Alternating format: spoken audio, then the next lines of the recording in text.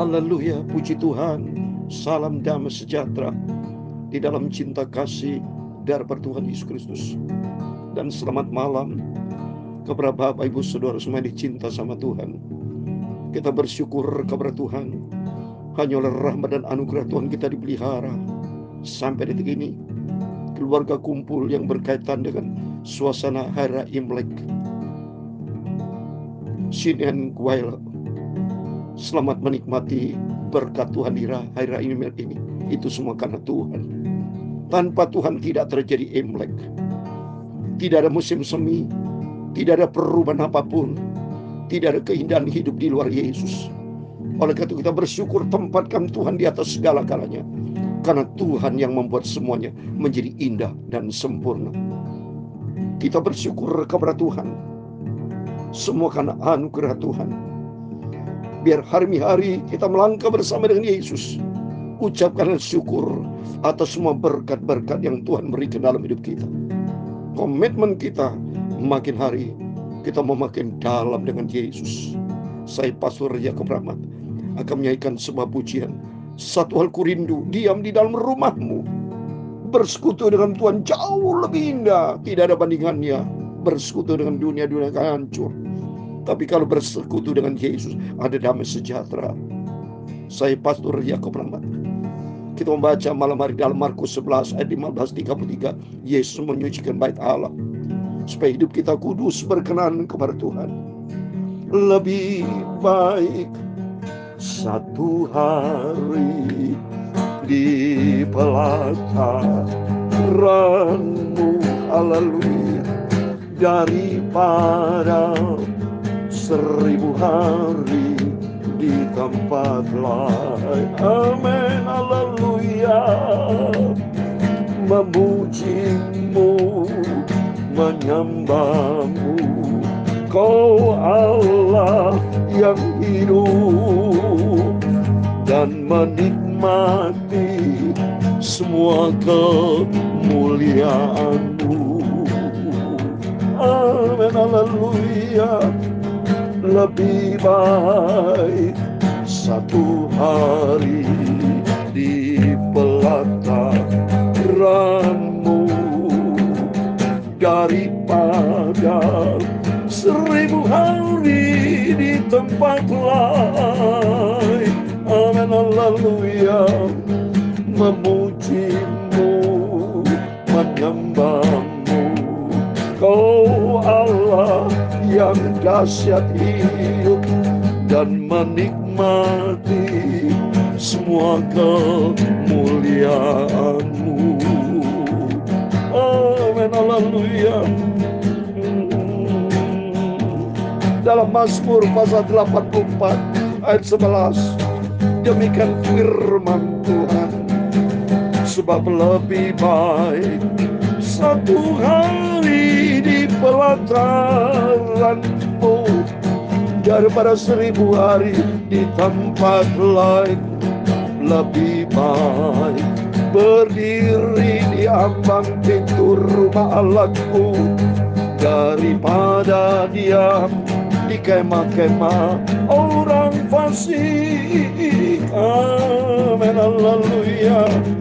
Lebih baik satu hari di pelataran-Mu daripada 1000 hari di tempat lain.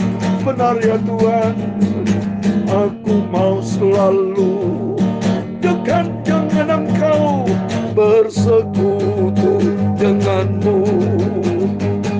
Hanya di dalam Yesus ada damai sejahtera.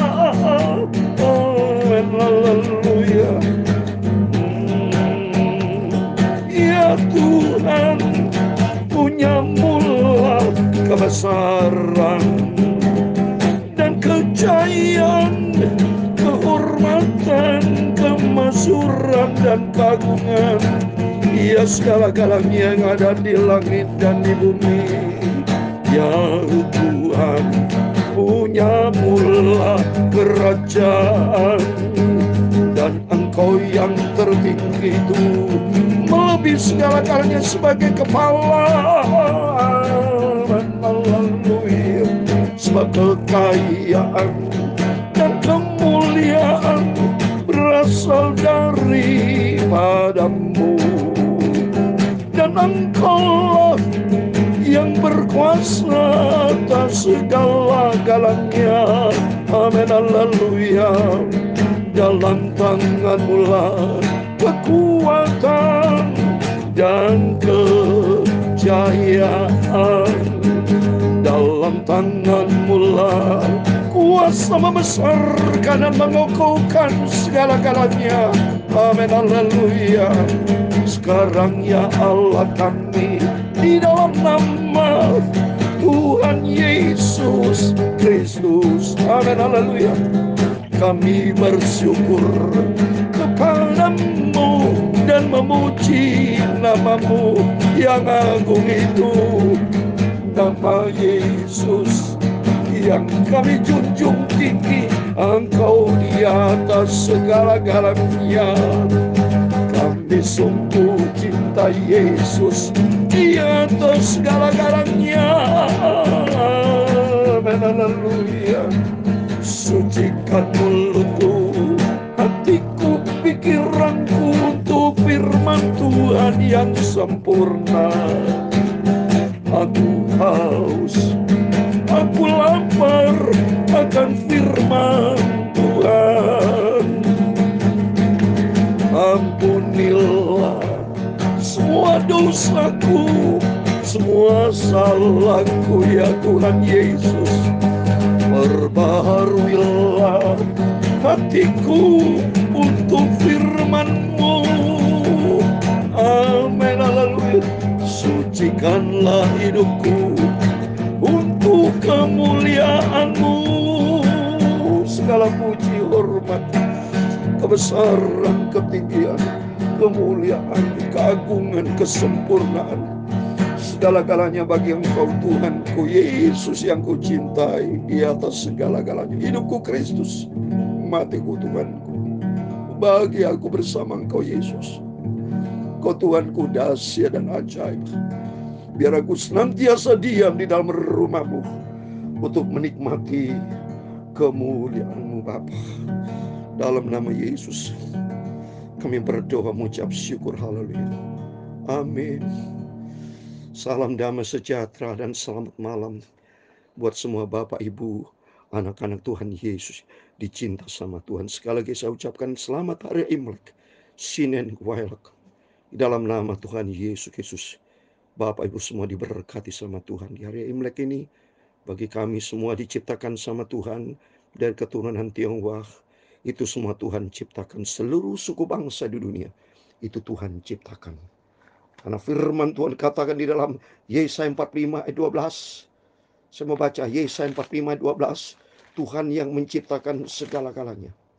Akulah yang menjadikan bumi dan yang menciptakan manusia di atasnya. Tangankulah yang membentangkan langit, dan akulah yang memberi perintah kepada seluruh tentaranya. Jadi manusia di muka bumi Dia ciptakan.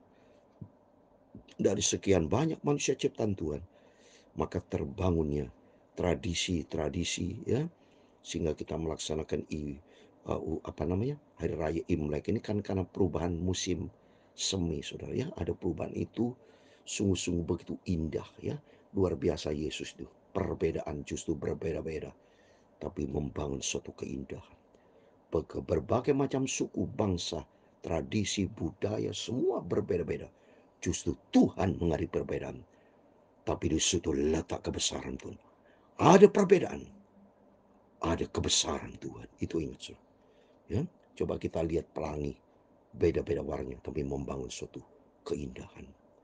Wajah kita beda, ada hidung beda dengan mata, beda dengan mulut. Coba bayangkan, saudara, mata semua nggak ada hidung dan mulut, mata jelalatan semua, mohon maaf. Atau semua mulut nggak ada hidung dan mata, mulut ngomong terus, saudara. Atau telinga semua nggak bisa bicara, nggak ada mulut. Semua membangun suatu keindahan dahsyat. Ada perbedaan dari setiap suku bangsa, ada diizinkan tradisi-tradisi. Itu semua pergunakan untuk kemuliaan Tuhan. Kita bersyukur kepada Tuhan di suasana Indonesia yang luar biasa nih, Bhinneka Tunggal Ika, Pancasila yang diberkati Tuhan. Mari kita mencintai Tuhan, mencintai perbedaan, menghargai, saling menghormati, dan semuanya Tuhan Yesus yang menciptakan. Dan yang paling penting, mari kita merindu untuk bersekutu dengan Tuhan. Seperti tadi firman Tuhan katakan dalam Mazmur 84 ayat 11, sebab lebih baik satu hari di pelataranmu daripada 1000 hari di tempat lain. Kenapa saudara? 1000 hari di tempat lain, semuanya tempat akan lenyap, dunia akan lenyap. Tapi kalau ada rumah Tuhan di pelataran Tuhan, membangun kehidupan kekal. Karena di dalam kehidupan kekal hanya di dalam nama Tuhan Yesus Kristus. Dunia tidak memberikan hidup kekal. Kata firman Tuhan, dunia akan lenyap. Tapi bagi orang yang hidup di dalam kehendak Allah akan kekal selama-lamanya. Firman Tuhan juga katakan di dalam Mazmur 27 ayat 4, satu hal telah ku minta kepada Tuhan, itulah yang ku ingini, diam di rumah Tuhan seumur hidupku, menyaksikan kemurahan Tuhan dan menikmati baiknya. Amin. Mari kita senantiasa bersekutu dengan Tuhan. Besok hari Minggu, Bapak Ibu, mari kita semua berbondong mau datang kepada Yesus. Setiap kita mempersiapkan diri kita untuk datang beribadah kepada Tuhan, memujiakan Tuhan, mendengarkan firman Tuhan. Siapkan hati kita untuk terima taburan firman Tuhan. Supaya hari demi hari kita melangkah sesuai dengan standar firman Tuhan. Luar biasa. Kita bersyukur sama Tuhan. Mari kita mau baca firman Tuhan perjanjian baru. Ya. Tiap malam sebelum kita berbangun tidur, baca perjanjian baru. Besok bangun pagi baca perjanjian lama. Besok hari Minggu kita mau beribadah kepada Tuhan. Kita lapar hauskan firman Tuhan, isi dengan firman Tuhan. Malam hari ini Yesus menyucikan bait Allah hidup kita ini. Mari kita baca firman Tuhan. Tuhan memberkati semua Bapak Ibu yang dicinta oleh Tuhan Yesus. Saya mau baca Markus 11 dari ayat 15 sampai 33, demikian firman Tuhan. Lalu tibalah Yesus dan murid-muridnya di Yerusalem. Sudah Yesus masuk ke bait Allah, mulailah ia mengusir orang-orang yang berjual beli di hadapan bait Allah. Meja-meja penukar uang dan bangku-bangku pedagang merpati dibalikkannya. Lihat ini sudah, bait Allah itu disalahgunakan oleh orang untuk berjual beli. Maka bisnis ini manusia seringkali menyalahgunakan setiap peluang yang Tuhan berikan buat manusia. Banyak disalahgunakan. Contoh siapa? Adam dan Hawa. Ya, Saul menyalahgunakan, Yudas Iskariot menyalahgunakan, Esau menyalahgunakan. Ada hak kesulungan bukan diterima, malah dia sering mendiskreditkan, tidak menghargai hak kesulungan dari Tuhan. Binasa, berkat tidak bisa diterima oleh Esau. Raja Saul diperintahkan sama Tuhan membunuh semua bangsa Amalek. Dia simpan. Seringkali kita menggunakan kekuatan kita melalui firman Tuhan. Mari kita mesti ada di dalam bait Allah. Kita tidak izinkan rumah Tuhan yang kudus. Lihat ini. Mulai dari mengusir orang-orang berjual beli di halaman bait Allah. Tabernakel, saudara, kita lihat ya, karena saya dari putra pendiri tabernakel, saya paham tentang tabernakel, pelajaran tabernakel. Tabernakel ada 3 ruangan. Ada halaman, ada ruangan suci, ada ruangan suci. Di sini sebut halaman bait Allah. Banyak orang Kristen yang masih ada di dalam klasifikasi halaman. Bertobat tapi hidupnya tidak beres, saudara. Ngaku orang Kristen, tapi hidupnya tidak sesuai dengan firman Tuhan. Tidak menjadi pelaku firman Tuhan. Maka dikatakan di halaman bait Allah. Diusir sama Tuhan. Karena di halaman kalau mau firman Tuhan dalam Wahyu pasal 11, itu nanti orang Kristen halaman tidak bertobat, akan diserahkan kepada orang fasik, saudara. Oleh itu mari kita mau tingkatkan kehidupan rohani kita. Tuhan tidak mau supaya orang Kristen ada di halaman, tapi mari kita naik ke ruangan suci. Di ruangan suci ada benih, ada 3 benda ilahi. Ada meja roti, bicara tentang hati yang diisi dengan firman Tuhan. Bicara pelita emas, Roh Kudus berkuasa di dalam kehidupan kita, supaya hidup kita menjadi pelita, menjadi garam, berdampak. Dan ada mezbah dupa, membangun persekutuan dengan Tuhan. Ada 3 benda ilahi. Mari kita mau tingkatkan kehidupan kita. Kekristenan bukan hanya di hadapan, bukan hanya di halaman, hanya sekedar Kristen KTP, Kristen tanpa pertobatan. Tapi mari kita hidup makin dewasa, seperti di dalam Efesus pasal 3. Semua baca. Mari melalui firman-firman kita dengar. Tuhan marah kalau kekristenan ada di dalam hanya di halaman.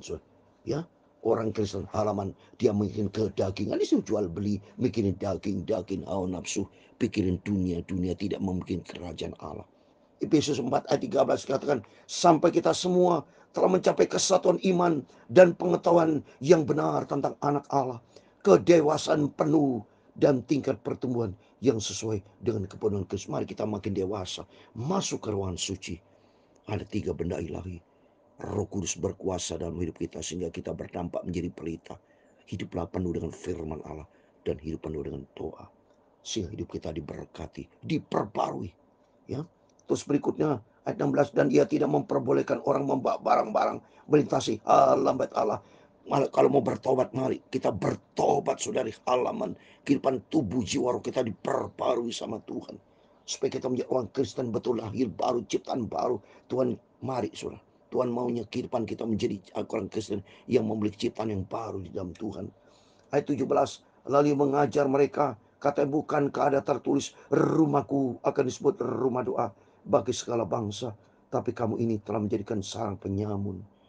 Hidup ini adalah bait Allah yang sudah dikuduskan. Mari, bukan untuk penyamun, bukan tempat untuk dunia, bukan tempat yang tidak berkenan sama Tuhan, tapi jadikan di hidup kita di mana Rohul Kudus, firman Allah bertahta di dalam kehidupan kita, penuh dengan firman Tuhan.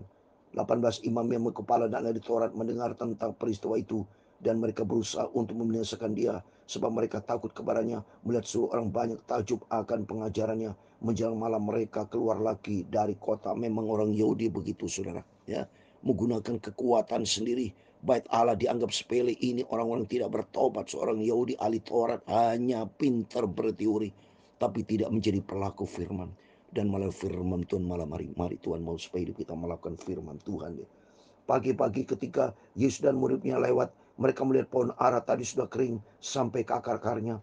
Maka teringatlah Petrus akan apa yang telah terjadi. Lalu berkata kepada Yesus, Rabi, lihatlah pohon ara yang kau kutuk itu sudah kering. Pohon ara yang tidak berbuah kering. Kalau kering apa, saudara? Akan dibuang, dibakar, saudara. Takut sama Tuhan. Mari kita menjadi pohon kehidupan ini harus berbuah. Terus berikutnya Yesus menjawab mereka, terpercayalah kepada Allah. Mari percaya, iman. Iman timbul pendengaran firman Tuhan. Ya, oleh itu mari hiduplah di dalam firman Tuhan sehingga iman kita makin bertumbuh. Aku berkata kepadamu, sesungguhnya barang siapa berkata kepada gunung ini, beranjaklah dan tercampaklah ke dalam laut, asal tidak bimbang hatinya, tapi percaya apa yang dikatakan itu akan terjadi, maka hal itu akan terjadi baginya. Karena aku berkata kepadamu, apa saja kami minta dan doakan, percayalah bahwa kamu telah menerimanya, maka itu akan diberikan kepada apapun pergumulan doa-doa kita. Melangkah dengan iman percaya kepada Tuhan, dan kita mau taat kepada firman Tuhan sehingga hidup kita berkenan sama Tuhan. Dan apa yang kita doakan melangkah dengan iman, Tuhan pasti mendengar setiap doa kita.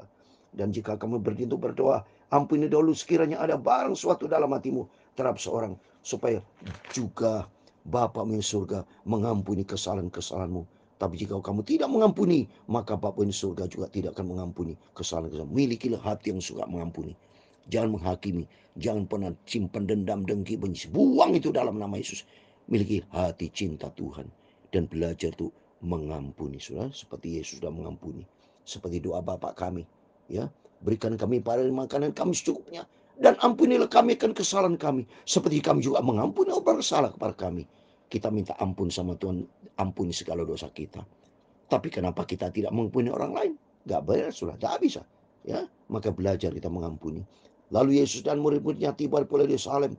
Ketika Yesus berjalan di halaman bait Allah, datanglah kepadanya imam-imam kepala ahli Taurat dan tua-tua, dan bertanya kepadanya, dengan kuasa manakah engkau melakukan hal itu, dan siapa yang memberikan kuasa kepadamu sehingga engkau melakukan hal itu?